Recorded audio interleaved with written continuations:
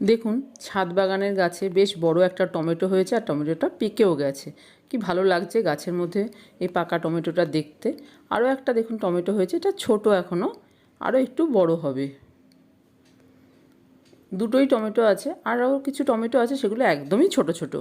এদিকে দেখুন বেগুনগুলো কিন্তু একটু একটু করে বড় হয়ে যাচ্ছে, আর এই বড় বেগুনটা আজ আমি তুলে নেব।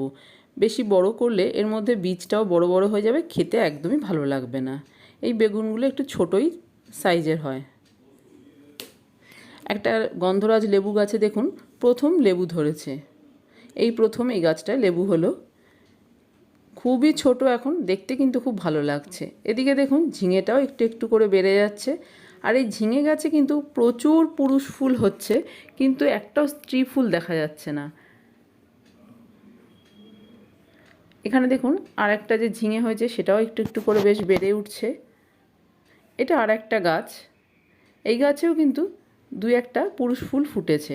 আজ আমি বেগুন, পাকা টমেটো আর দুটো বরবটি হারভেস্টিং করলাম।